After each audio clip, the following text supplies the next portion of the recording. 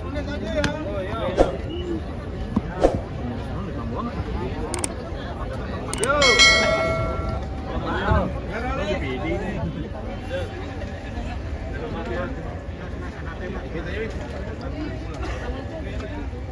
Oke, tanya yuk. Mik. Yo, yang mananya? Ya reporter tanya yuk. Juga di sini. Bang, baju hijau. Apa? Oke, yang kenceng Mas, yuk. Ini pakai mic atau enggak? Pakai.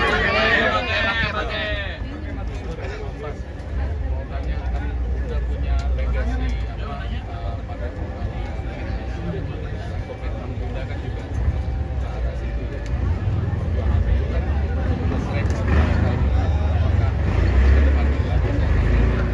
Masih. Kalau itu pesan Bunda, kita kan kerjasama sama Dokter Aisyah udah dari tahun 2000, udah 25 tahun ya? Udah 25 tahun bareng Dokter Aisyah membentuk rehab di Duren 3.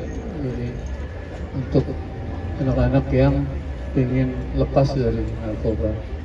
Dan hari ini kita juga punya metode baru online yang tanpa bertemu tapi lewat psikologi, lewat DM, lewat WA, lewat video call. Dan terbukti banyak juga yang bisa sembuh online counseling. Mas, kalau untuk kronologi meninggalnya seperti apa? Iya, Bunda meninggal semalam jam 22.40 berapa? 22.42.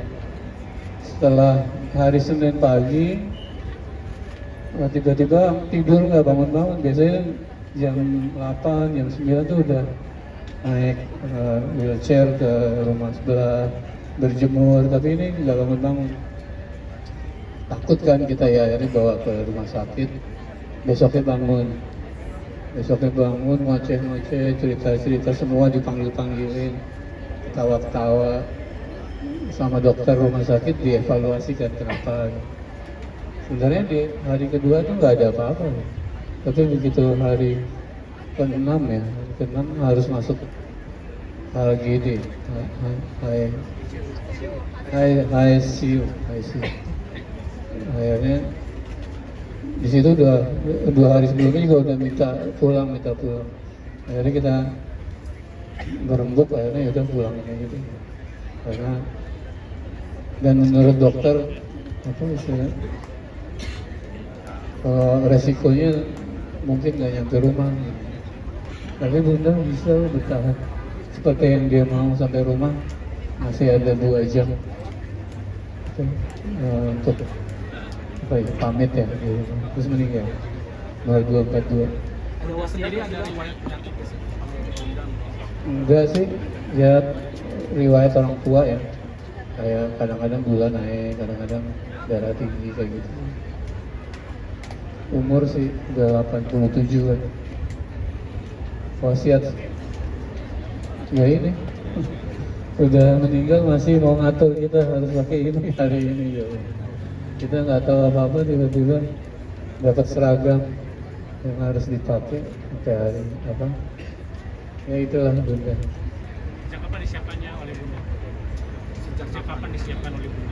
Kata teman-teman sebelum 2017, 8 tahun yang lalu udah ada asistennya Bunda sampai takut mau ngomong, nggak berani.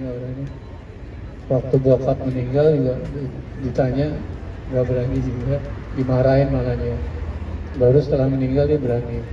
Udah ditulisin semua, satu plastik buat aku, keluarga Bim, ada aku, istri, anak-anak udah ada baju, keluarga kakak, keluarga adik kakak, semua ditulisin. Sampai Ridho segala sih, Abdi Ivan dapat juga. Selain itu ada wasiat atau pesan yang ditinggalkan? Firasat ada nggak firasat? Firasat ini sih anak tuh malah Metsaluna 2 minggu atau sebulan sebelum meninggal dimimpiin bokap datang, dia minta gandeng mau masuk ke kamarnya Bunda, tapi Metsaluna bilang ya sampai pintu aja ya, itu doang sih. Yang lain enggak sih, cuman begitu doa kita pasrah baru Bunda bisa bisa pergi ya. Mungkin ada pesan untuk Mas Junjung atau slang khusus yang sampai sekarang mungkin harus dijaga atau Utang, iya saya punya utang sama bunda ngajak makan, belum sempat ke bunda sakit. Apa ya? Bunda tuh kalau soal pesan atau wasiat yang saya ingat selalu kepedulian beliau ya. Kalau sama saya sering abdi cepet cari jodoh misalnya gitu. Selalu pesan. Terus yang kedua selalu kalau ketemu saya, gimana pemerintah abdi? Lagi baik, ini lagi. Iya, jadi kepedulian beliau itu bukan hanya berhenti di anaknya, apa slang, tapi dia peduli banget dengan pemerintah. Dan kalau kadang kita slang kadang protes gitu, bunda punya pemikiran sendiri. Kadang beliau yang bilang jangan terlalu keras dengan pemerintah, orang kan lagi kerja gitu. Tapi kadang juga beliau juga protes tuh lebih galak, kadang lebih galak dari kita. Nah, itu buat saya pribadi paling enggak itu menjadi pesan yang selalu saya ingat. Ya, kalau sosok bunda buat saya, bunda seorang pejuang dan rela untuk korbanin waktunya, jiwa raganya untuk nasib orang lain. Untuk saya, saya di luar keluarga tapi udah menjadi rasa seperti anak sendiri, dan bunda jadi sosok yang itu lebih dekat daripada ibu saya sendiri gitu. Jadi perjuangannya bunda untuk memastikan bahwa anak-anaknya bisa lepas dari drugs itu fenomenal sih sebetulnya. Dan ya akhirnya alhamdulillah kita udah seperti sekarang ini, dan kita juga bisa kasih pesan seperti apa yang bunda kasih pesan kepada kita kasih pesan-pesan pada anak-anak kita, pada generasi bawah kita. Ya, the best bunda. Ya, saya juga ingat pertama kali kalimat yang beliau ucapkan ke saya pertama kali saya join gabung dengan tahun 97 waktu itu.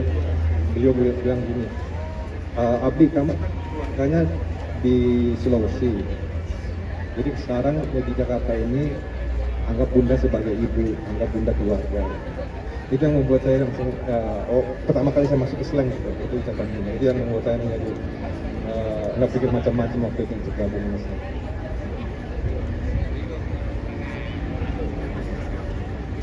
Ya kalau gue bunda buat gue udah kayak ibu di jalan ya.